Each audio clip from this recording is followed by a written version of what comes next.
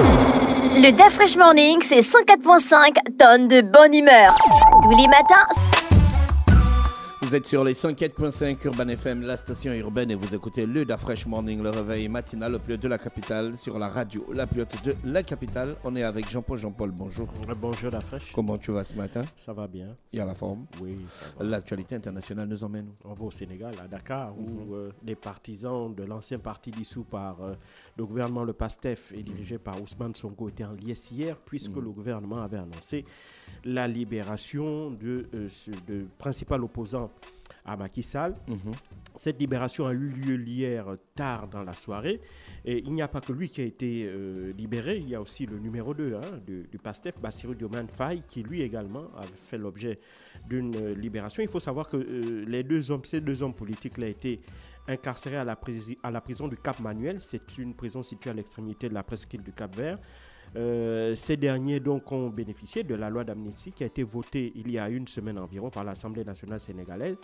Et cette loi d'amnistie, justement, vise tous les délits et crimes jugés ou non commis entre le 1er février 2021 et le 25 février 2024 et se rapportant à des manifestations ou ayant des motivations politiques. Donc, dans cette loi d'amnistie générale-là, évidemment, Ousmane Sonko et Bassirou Diomaye Faye entraient dans ces critères-là puisqu'ils ont été incarcérés pour beaucoup de leurs partisans pour des motivations purement politiques. Et donc, est-ce que cette libération va remettre en cause le scrutin? Non, puisque les candidatures ont déjà été actées. Celle de Bassirou Diomaye Faye, qui représente, si tu veux, la mouvance du PASTEF, si on peut parler ainsi, puisque le parti politique a été dissous. Lui, il reste en lice et Mais justement... Sonko, il n'est pas en lice. Non, Sonko, sa candidature avait été invalidée pour la condamnation qu'il avait obtenue pour détournement de la jeunesse, pour les accusations de viol, des accusations de détournement de la jeunesse, donc de détournement de mineurs. Et donc, il avait mis à sa place, le PASTEF avait présenté à sa place Bassirou Diomaye Faye, donc le numéro 2, donc le bras droit d'Ousmane Sonko. Et cette candidature avait été donc validée par le Conseil constitutionnel et donc c'est lui qui est en lice. Maintenant, à la question de savoir est-ce que Ousmane Sonko devrait occuper un premier plan dans la campagne de Bassirou Diomaye Faye, certainement, mais pas au point de vouloir éclipser son candidat parce que il avait toujours dit, pour lui, le projet passe avant l'individu. Et donc, c'est la raison pour laquelle il n'a pas fait de déclaration hier. Il a laissé, si tu veux, la priorité, la primeur des premières paroles qu'il va prononcer d'abord à l'endroit de ses proches sur le plan familial et puis ses proches aussi, ses lieutenants politiques. Maintenant, si tu veux, la parole politique de son groupe va être portée évidemment par leur candidat Bassirou Diomaye Faye.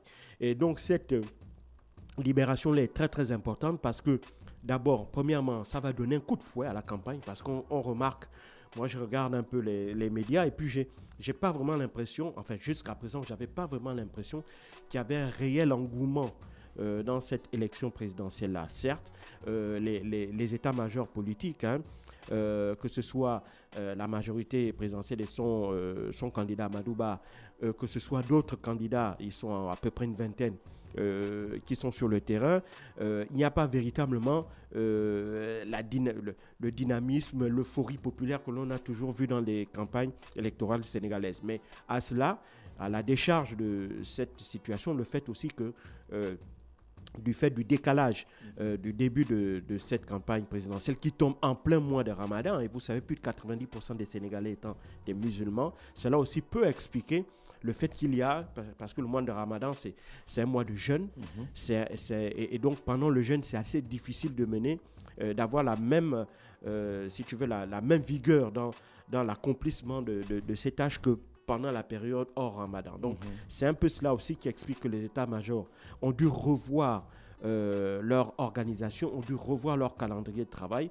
On va privilégier les meetings ou les rencontres politiques en soirée parce qu'après la rupture du jeûne, plutôt que dans la journée et avec les températures parfois caniculaires que connaît le pays, c'est assez difficile de pouvoir mener une véritable activité politique en journée. Donc il y a d'abord ce premier effet-là. Donc la libération de Ousmane Sonko et Bassirou Diomaye Faye va apporter une certaine vigueur à cette campagne. Et puis deuxièmement, ça va beaucoup apaiser le climat politique, parce que ce climat politique il était particulièrement tendu, notamment entre les partisans de Macky Sall et ceux d'Ousmane Sonko.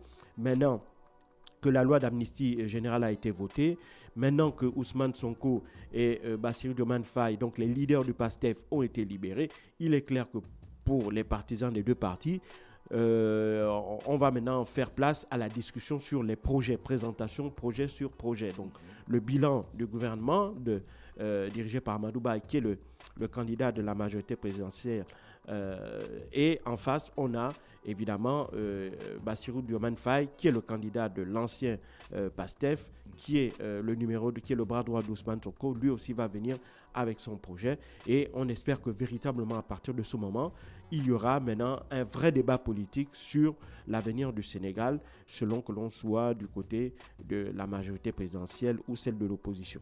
Donc maintenant, c'est ce qu'on attend. Il y a encore 10 jours avant le premier tour de l'élection présidentielle, et on espère que justement ces 10 jours-là vont voir un véritable changement tant dans les discours que dans la mobilisation des états-majors et des équipes de campagne. Merci Jean-Paul. Avec nous du côté de Haïti, le Premier ministre a finalement démissionné? Oui, il a démissionné après, sous la pression du CARICOM, donc des États des Caraïbes et des États-Unis. Maintenant, on attend la mise en place d'un comité transitoire présidentiel. C'est ce comité transitoire présidentiel qui va nommer un Premier ministre intérimaire. Et ce n'est qu'à l'issue de l'installation de ce nouveau Premier ministre intérimaire qu'il y aura deux missions principales. Un, ramener la sécurité en Haïti, parce que le pays est véritablement dans un chaos. Donc la sécurité et la stabilité. Et puis deuxièmement, organiser rapidement des élections présidentielles et législatives pour mettre en place un nouveau gouvernement et un nouveau président de la République. Parce que depuis 2016, le pays n'a plus organisé de l'élection. Et depuis l'assassinat de Jovenel Moïse en 2021, le pays est véritablement dans une période intérimaire dont on ne voyait pas l'issue avec Ariel Henry en réalité. Lui qui avait été placé là pour organiser des élections en urgence, n'a fait que des alternoiements et de report en report, ce qui ça commence à véritablement lasser aussi bien la classe politique que évidemment l'opinion publique. Et puis après, on a vu aussi la situation sécuritaire se dégrader avec les groupes armés, les gangs qui font la loi et qui contrôlent d'immenses parties du pays. Grâce au soutien, grâce à la demande des États-Unis et des États du CARICOM, à partir d'aujourd'hui, il va y avoir un pont aérien humanitaire qui va être déployé entre la République dominicaine et Haïti.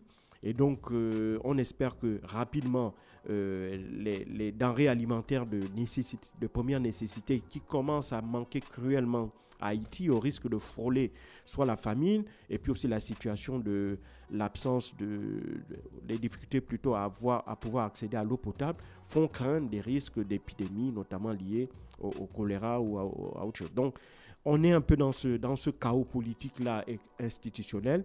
Maintenant, que celui qui était considéré comme étant le principal responsable de cette situation chaotique et politique et institutionnelle, c'est Ariel Henry.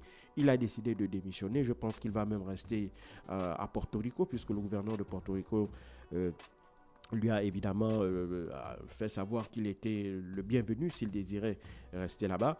Et je crois qu'il va rester parce que repartir en Haïti, ce serait un mauvais signal de mon point de vue, parce que cela pourrait redéclencher cette vague d'instabilité que l'on a tant redoutée. Puis, une fois que le gouvernement sera mis en place, le Kenya a réaffirmé sa volonté de déployer son contingent de 2500 hommes pour aider la police locale à reprendre la main sur le plan sécuritaire.